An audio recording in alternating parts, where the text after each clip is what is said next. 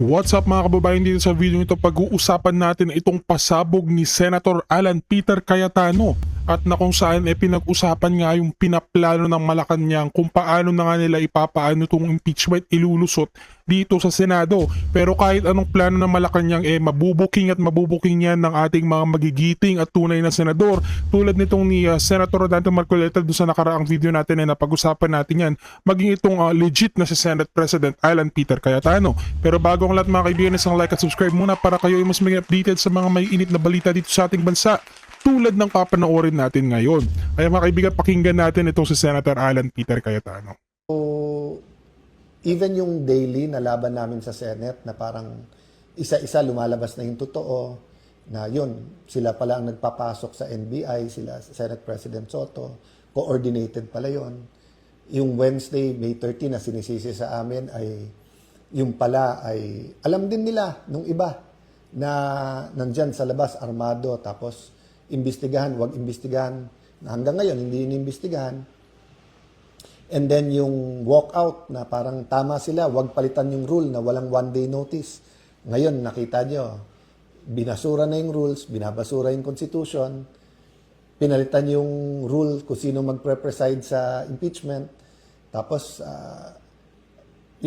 instinct ko, sana papurihin si Senator Win Gatchalian nung sinabi niyang 16 talaga yung kailangan para ma-convict ang impeachable officer. 16 talaga yan, guys. Pero biglang binura sa Facebook niya. I don't know the details so I won't comment there. But the problem is trust Sinabi din nila paulit-ulit, kung wala kayong 13, hindi nyo pwedeng palitan yung officers. Hindi lang yung Senate President. The officers are the head of OSAA, the Senate Secretary, Senate President Pro Tempore, which is Senator Loren Legarda, and the Senate President. Pero gumawa sila ng formula na pwede na ang 12 So, yung modern day version ng pinaglalaban during the Spanish-Japanese time, American times na lies. So, during the Spanish times, yung di kayo organized, hindi nyo alam yung gobyerno, you don't know Christianity. So, all of that were partially true, but you didn't need to colonize a country to Christianize a country, di ba? So, yan, very clear yan. You didn't need to make people slaves, whether it's the African Americans or the kind of slavery they had in Asian countries. You didn't have to have slaves to say na it's in the name of Christianity or the name of good governance, di ba? So, yun yung modern version ngayon na 12 is 13. You need 13, but you can justify because you need the Senate and you need to cover up the flood control Cover up. diba? So, my point is there is the trust. Ang trust, basta't nandyan, you can work kahit na enemy mo. Ang problema mga kaibigan, di naman alam ng mga tulpo yan, yung trust. So kasing si tulpo, alam lang yung puro robust Pero anyways guys, tamang-tama itong si Senator Alan Peter Cayetano kasi nga, tama yung ginawa una ni Win Gatchalian na sabi niya ay namin niya na 16 ang kailangan. Pero bakit binura? O di ba? Kasi hindi natin alam kung anong balak nila. Ang galing kasing mag-bend ng mga batas yung mga senador na yan nang naaayon sa kanilang gusto. Tulad niyan yung 12, dapat 13 yun bago ka makapagboto ng panibago. O bakit ngayon pwede na? O di ba? Kasi ngayon, yung binabalak nila, kung nakalusot sila dun sa 12, pwede, baka mamaya yung 16, lusutin din nila kahit hindi sila 16. Hindi naman pwede yan. Hindi naman magwawala talaga ang taong bayan dyan at marami kayong mga batas na hindi sinusunod, for sure. At makikita ng taong bayan kung gaano kayo kawalan ng tiwala. Wala nang tiwala ang mga tao sa inyo kasi binabaliktad nyo yung batas Imagine 1987 pa yung constitution na yan, bakit ngayon binabali-baliktad nyo? Oh. 'Di ba? Imagine ilang dekada na, ilang administrasyon na lumipas. Wala tayong naging problema diyan sa mga constitution na yan. Pero bakit ngayon pilit niyo yung pinagbabaliktad para lang pagtakpan yung malaking scam na ginawa nyo sa buong Pilipinas? Diba? Wala kayong takas dyan kay Senator Alan Peter Cayetano, maging dito kay Senator Marcoleta na pag-usapan yan kahapon. Kaya kahit anong pilit nyo na pag-bend dyan, tandaan nyo, ang pilit nyong pagbibend, hindi tatagal, baka maputol yan. O, parang ruler lang, kapag pinipilit mong i-bend, hindi tatagal, mapuputol yan. O, kaya huwag nyong subukan, huwag nyong masyadong i-push. Baka mamaya masiwalat lahat ng mga tinatago nyo. O kaya mga kaibigan, rekta naman tayo ngayon dito kay Professor Malutikia. Dito naman pag-uusapan nga yung Duterte brand at yung criticism nga naman ni mga patutsada nga naman ni Auntie Claire at sinagot yan lahat ni Professor Malutikia. Grabe, saludo talaga ako dito kay Professor Malutikia. Napaka-professional magsalita at napaka-direct to the point lahat ng kanyang mga sinasabi. Di katulad ni Auntie Claire, puro parang palengkera Tapos sinasahuran ng daang thousands of pesos every month. Parang palengkera lang naman yan. Parang hindi naman spokesperson. Parang ewan mga kaibigan. Parang anyways mga kaibigan itong si Prof. Malutikia, grabe. Panoorin natin kung gaano ka professional at on point yung pagsusupalpal niya dito kay Auntie Claire. Talagang botata itong si Tita mo Claire. Ayan mga kaibigan, wag na nating pahabayan, react tayo sa video. Dati tinanong kayo of if you were to rank the Malacanang spokesperson, 10 being the highest, 1 being the lowest, you'll give her a 5. Pero that was several days ago. Ngayon ba may bago kayong ranking sa kanya? At may iba matataas yung mga grades binibigay sa kanya kasi supposedly, hindi lang info itine-trash out niya, may emosyon pa. Well, ako, from 5 siguro 3. Uy! Pababa ako dahil imbis na hindi mo pinapainit yung sitwasyon, lalo nagiinit yung dalawang kampo at yung mga nanonood napipilitang maging divisive na at talagang pumupunta na sa bawat kampo. Mahirap yon dahil hindi mo makuha yung sentimento ng tao, ng karamihan ng tao sa isang bagay o isang issue. Yung iba, o sabi niyo, yung iba may problema daw sa yung kanyang persona as vlogger, pag nagsasalita siya. Although may disclaimer naman siya sa simula, no, na ang opinion niya at kanya lamang, pero iba rin yung USEC na nagsasalita pagkaharap yung Malacanang press corps. May nakikita ka bang problema ron? Tama ka, Lords, no? Kasi nakilala siya una as a vlogger at yung meron siyang character na pine-perform dun sa vlogging niya. Nung naging USEC, akala ko titigil siyang mag-vlog. Pero parang ina-amplify pa niya yung sinabi niya officially sa personal capacity niya as a vlogger. At the same time, naiiba yung spin. So, kung medyo naaanghangan ka na dun sa official, lalo niyang aanghangan at babanggain yung mga usually niyang suspect na banggain. Kaya sabi nila kasi parang ina-approximate lang din nila yung klase ng spice mula sa kabilang kampo. Oo. Tama naman yun kasi sa online talagang kung medyo hindi heated ang interaction. Kasi you're really after getting the reach. Hindi na yung followers Yung followers, pwede kang organic, pero yung reach mo malaki. So siguro yung algorithm ng kahit anong platform, yun yung kinukonsidera mo para ka makakuha ng atensyon. Yung sa inyong pahayag, meron din po kayo dong pag-examine ng Duterte brand. No, sa first quarter, makikita mo. Pero para ito ho ba ay parang neutral na pagsukat? Ito ba yung simpleng mention lamang or does it take into consideration po yung the context wherein it was mentioned?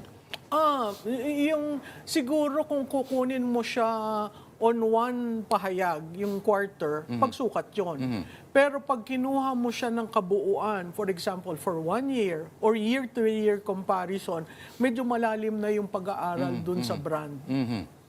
Okay.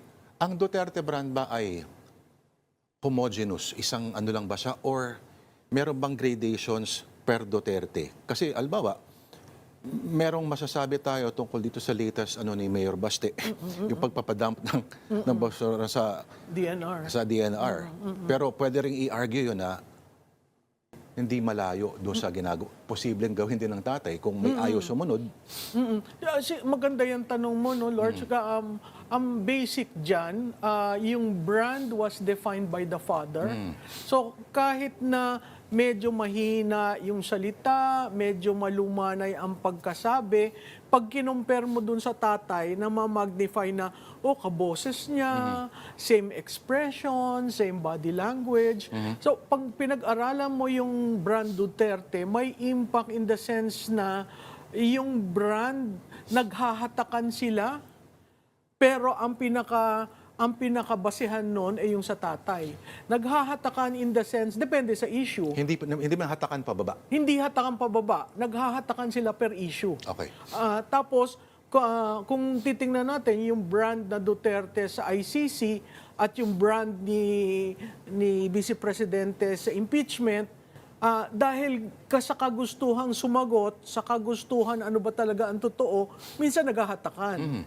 Pero pag tiningnan mo yung nangyari sa HOR, yung nangyari sa ICC, tumataas yun. Lalo na nung nagsalita si Kaufman at nung yung mga tao na mismo ang nagtingin dun kay Madriaga, sa SALN, sa AMLAC, makikita mo humahatak. So parang may direct correlation yung tatay, yung Vice Presidente at ngayon si Baste. Kasi si Baste, ang parang nag-e-echo na sounding like the father.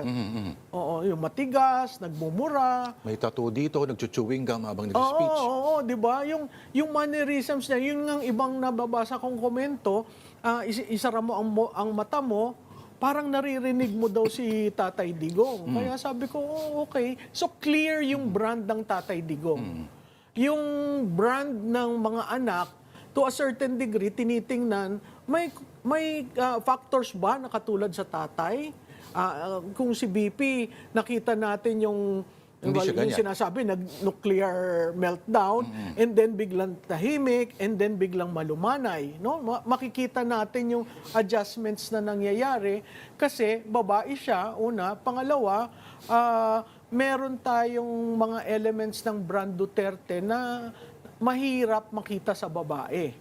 Pero yung ipaglaban mo yung constituent mo, yung panununtok, brand Duterte yun eh. So, yun yung mga bagay na tinitingnan mo. Beyond that, yung Dutertismo din as a strategy. Yes, yes. Sa communications. Oo. Na maaari mong sabihin na ginagamit na nga ng iba ngayon.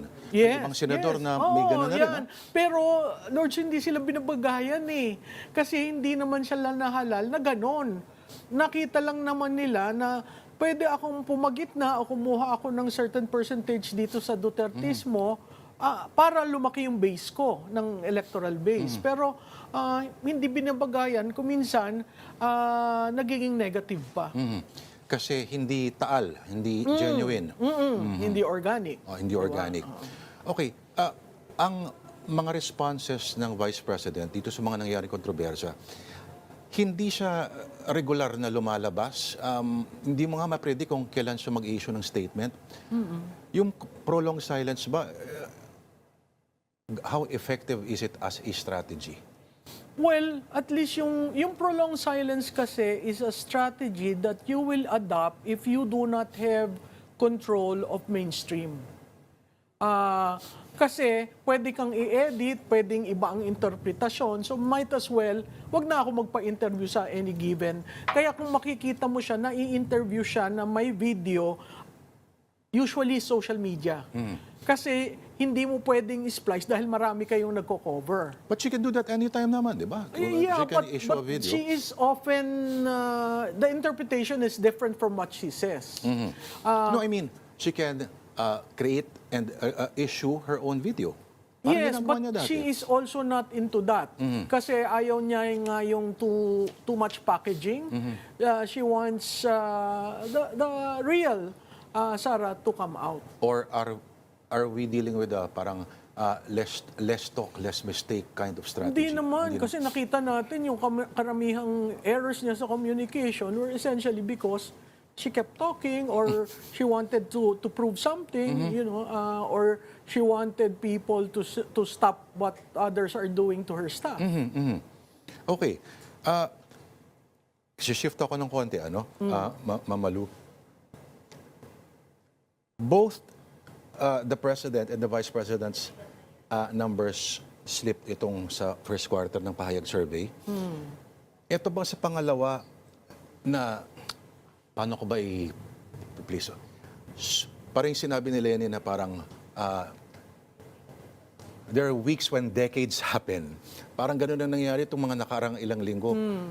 Gaano nito kalaki o may epekto ba sa paghila, pababa pa lalo, or pag-angat ng mga numero ng dalawang to? Yung dalawa, actually, pag tiningnan mo sila, may trend sila na ang behavior nila almost the same. Pero in actual terms, mas malaki lang yung isa sa numero. Pero yung trend, yung curve, halos the same. Kasi nakikita si VP Sara dahil part siya ng unit team na a person to blame for what is happening. May ganun pa rin perception? Oo, may ganun pa rin na kahit nag-sorry na siya, ang nasa isip pa rin ng tao ikaw ang nagkagusto niyan, ikaw ang nag-endorse, ikaw ang sumama dyan. So, I was expecting noong nag-decide siya to announce na tatakbo siya, klarado na sa tao. Pero nalagyan na naman ng cloud yung tungkol sa impeachment na kailangan niyan sagutin. So makikita mo, may direct effect rin yung demolition na ginagawa sa kanya. Hindi siya siguro bumababa na ganun kababa across time, pero nagkakwan siya, bumababa siya yung law of averages na tinatawag na sabi nga nung dating speaker o pagdating ng eleksyon, pag tapos na tayong kakademolish niyan, baka 10% lang yan, mas okay pa ako. May ganong reasoning. Pero hindi ko nakikita siya as a trend. Pag sinabi mong trend, 3 polling periods na consistent ang behavior, you will call it as a trend. Then maa-alarm ka. Pero ito, kung one snapshot lang, which is the first quarter, hindi pa naman nalalabas yung second and third, doon natin makikita. Yung pag-ungus ba, trend already na alarming, or momentum lang dahil may nangyari, nag-a-adjust. At makikita natin yung sa usapin ng impeachment, gusto ng taong bayan matuloy dahil gusto nilang mag-explain siya. You work with the Binay camp noong 2016. Marami kasing ang concern ay posible na, of course, nasa 50s pa rin ang VP pagdating sa mga numero. Pero alarming daw yung hindi paggalaw at parang static na nandun na lang siya. No? Posible ba na mag-alabinay si VP Sara pagdating sa ano? Kasi consistent pagdating sa finish malapit na boom. Tsaka nag-nosedive, no? Yung kay VP Sara, pag tiningnan mo, naka-recover actually siya ng third quarter of 2025. Pero hindi ganun 64. Naka-recover siya by, I think, more than the margin of error. Tapos, biglang bumaba na naman. So, yung pagbaba niya for so long as hindi bumaba sa 35%, or yung worst case scenario sa 30%, okay lang yun kasi madaling makarecover. At saka katulad nga ng sinabi ko, pag nag-plateau ka ng 2 readings, ang next reading, pababa ka. Pag nagkaroon ka ng trend ng 3 readings, ibig sabihin nun, yun, totoong numero na yun na kailangan mong ingatan na. Okay. Mamalu, ito naman. Sa tingin pala talaga ay marami kasing nagsasabi na may Teflon effect pa rin kahit papano, may Teflon covering ang Dutertes. Yung sinasabi nila na itong binulatlat sa house, yung mga pera sa bangko, etc. Sa tingin mo ba nang-epekto kaya yun? Hindi. O masusukat yan sa ano ninyo, sa second pahayag Sa second, pero pag titingnan mo yung ibang survey firms na naglabas, consistent ang Mindanao na nasa 90%. So makikita parang expected mo, na yun, Mamalu. expected na. At saka ang Western Visayas, ang Central Visayas, Cebu, Bohol, that area, consistent siya. So meaning, pag tinitingnan mo siya geographically, hindi na erode ang base niya doon. Ang striking sa akin, based dun sa survey ng Pulse, is NCR. NCR. Biglang mas maraming in favor sa kanya. Dati, negative yan, at most, nagpapantay lang. Pero, depende siguro dun sa tinetest na kalaban, kaya ganun ang behavior. Nagulat ako na, I don't know if it's Pulse or SWS now, I forget. Lamang pa siya sa NCR. Yes, na, yes. Pro-impeachment. Yes. Aha. Okay, pero kagulat-gulat yun na normally stronghold ng Visayas ng mga ano. Oo. Okay, Mamalu. So just to Opo, sorry. just to about Luzon. Luzon will be the battleground for 2028. Not Mindanao, not Visayas. It's Luzon, and to a large extent where you see some erosion or not picking up, it's in South Luzon, Okay. which includes Bicol and Calabarzon. Ang Yun nga, gusto ko Calabarzon is tanong not yan. Bakit ang sinasabi kasi nila na ang bagong Metro Manila ngayon ay yung Calabarzon na kasi in terms of population, demographics. Mega Manila. Oo, sabagay, kasama pa rin sa bilang po 'yon. Malaking role ng NCR sa Luzon kasi media center siya. Opo. So, technically, na-e-echo sa ibang lugar. I see. Okay, Mamalu. Ang opinion ninyo na nababali-balita na ang posibleng mag-preside sa impeachment ay si Chis Escudero. Oo, nagulat rin ako doon kasi may nagsabi sa akin, una nagulat ako doon sa resolution na napasa ng Gatchalian-led na inauthor ni Senator Subiri, kung saan sinabi nila the majority will decide on who will be the presiding officer, which is contrary to our Constitution. The Constitution says the presiding officer for the President and all other positions is Chief Justice. Justice. Vice President is Senate President. So I was thinking, I think dito ko rin yung sinabi na in another show na napaka-importante na ang background ng Senate President may law dahil sa jurisprudence. Not the knowledge of rules and everything. It's essentially yung mapapalalim yung diskurso, mali ang iyong opinion kasi ganito yung jurisprudence dyan. Tapos nagulat ako na may ganong resolution na na-approve ka agad that would allow whoever is the majority to name the Senate, the presiding officer. And it turns out part of the agreement with Senator Escudero to cross is the ability to be the presiding officer. Hindi ba magandang balita yan para sa supposedly pro-Sara Camp? Magandang balita dahil lawyer at nakita naman natin si Senator Escudero nung sinabi niya yung rason sa forthwith at siya ay sinang-ayunan ng Korte Suprema.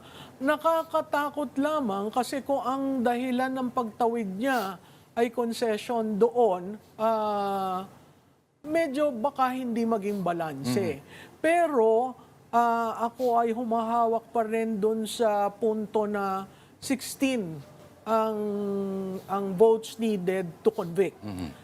As far as I'm concerned, until today, the 16 is very hard to come up Yung with. sinulat ninyo sa column ninyo recently, yung carrot and stick Oo. na sitwasyon, sa tingin nyo ho ba yung stick na part nito ay mag-work?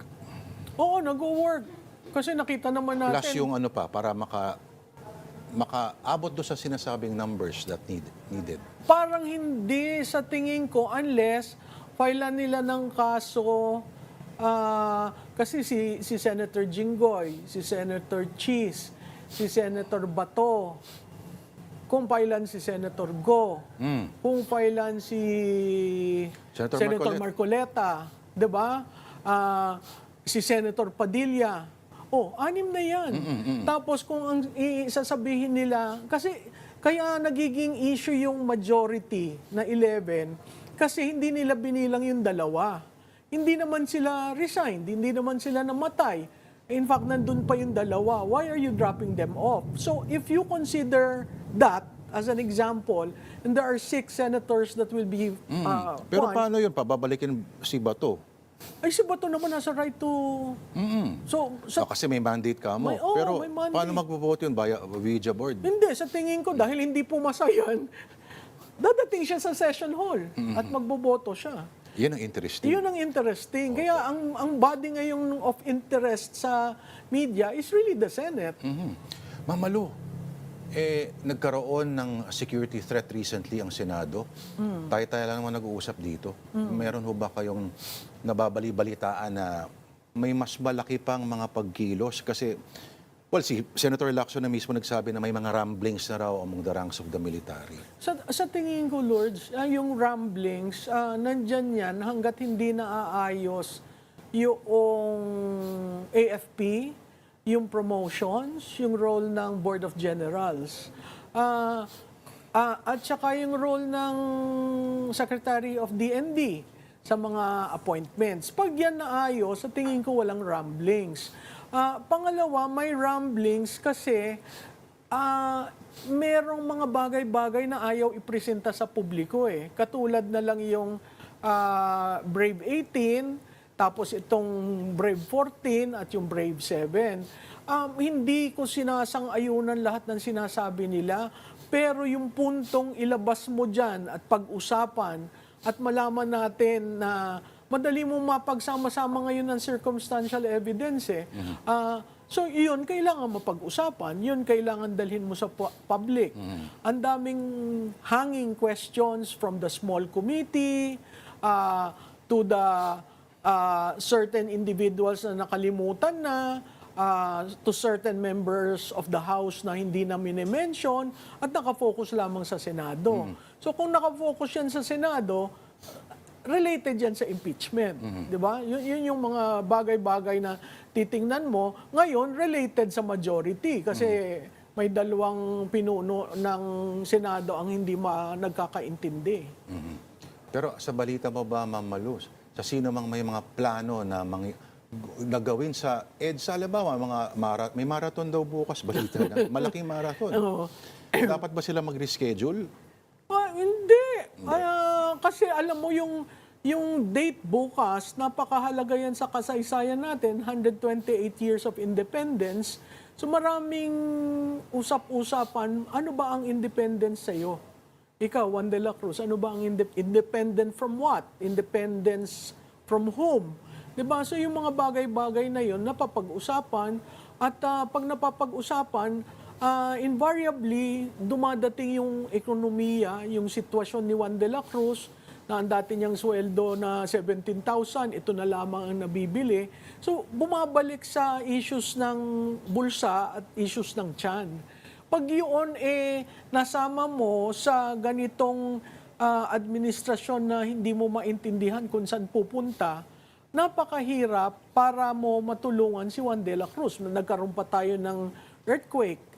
Sinarhan na naman si Strait of Hormuz. So palala ng palala yung sitwasyon natin. Ano ang pinaka-angkla o safety net ni Juan de la Cruz para mag-survive hanggang 2028? Yun yung pinag-uusapan madalas. Hindi ko alam kung nahiwagaan ako o nagbibigay ka ng rational for ano? for Hindi. a potential Hindi rumbling. Hindi, marami ng rumblings. Yun nga parati kong question, tama ba yung basa nyo, yung national situationer? Kasi baka mamaya, nakikita nyo lang yung isang parte, hindi nyo nakikita yung kabila. Pero, Lourdes, ang ating micro, small, and medium scale industries, almost 97% yan. Ila lang yung dambuhala. Doon nararamdaman na may mga nagsasara, may mga nagbabawas ng empleyado. Makita mo yung datos natin sa underemployment. Kailangan ni Juan de la Cruz ng average of 3 jobs in order to meet the 17,000 minimum. Napakahirap nun. So, kung hindi klarado sa gobyerno ang pagtulong, ang malaking kwenta dyan, saan mo kukunin yung budget? Kasi nga nakorap, di ba? Pag nakorap mo, saan ka kukuha ng budget? Uutang ka. Pag umutang ka pa, ang bawat pamilyang Pilipino, 694,000 ang utang na. Ma'am Malu, may mga nagtataka siguro, no? Hindi ko alam kung ultimately itong nangyayari labas sa Senado ay baka hindi nila nakokonekta that in the end, may kinalaman pa rin to sa usapin ng impeachment ng Vice President.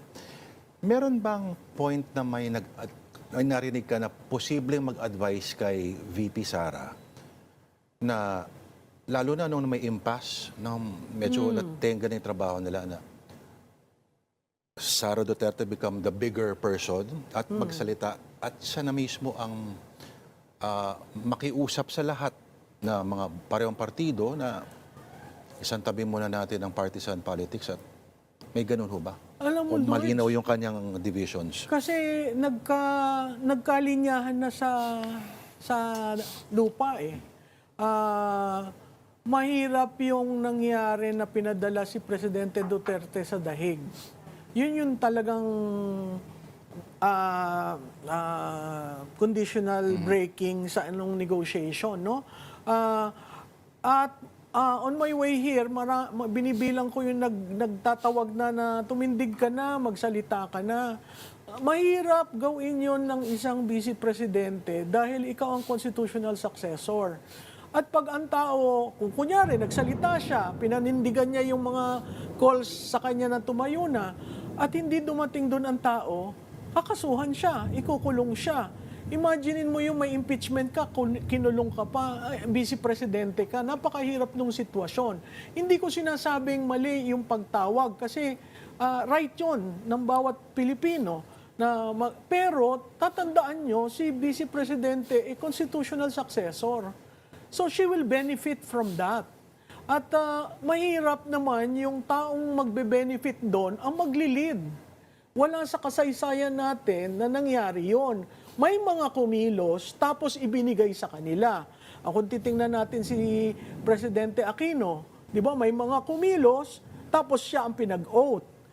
Kay Presidente Arroyo, nag-withdraw ng support ang Secretary of National Defense, si Orly Mercado, at saka si Hirap yata yun. General, sa General Angie Reyes. Mahirap yung sitwasyon na yun. So, ano yung call mo? Nagko-call ka para magkaroon ng leader? Parang hindi dapat siguro tayo tingnan na leader-centric. Pero kung constitutional succession lamang ang gagawin, nandun siya. Pero para siya mag-lead, Ang panawagan lang siguro napakahirap. na baka pwedeng pakiusapan na yung mga senador na huwag mo na mag-away-away. Pero ayaw niya nga Kasi makialam doon dahil tied sa kanya yun di ba? dahil sa impeachment trial. Kaya nga, Oo. So bakit ka makikialam doon? Dapat na kaya nga sabi niya hindi ko yan, wala akong salita diyan sa awayan nila. Kasi ang isa pa natin kailangan tingnan, wala namang political party si VP Sara. Nung nanalo, unit team lang siya at saka hukbong na regional party. So kung nagkaroon ng... Kawawa yung mga sumali doon. Di ba? Ngayon, 3 na lang yata ang natira doon. Hindi naman siya partido ang PDP. So may mga nuances na kailangan maingat tayo. Marami pa akong gustong itanong sa iyo, Ma'am Malu. At feeling ko mas maganda yung usapan mamaya doon sa couch na yun. Na hindi pwede Di ba? banggitin sa TV. Pero maraming salamat Thank sa you, iyong Lord. oras. Political strategist Malu Tikia. Thank you, ma'am. Salamat.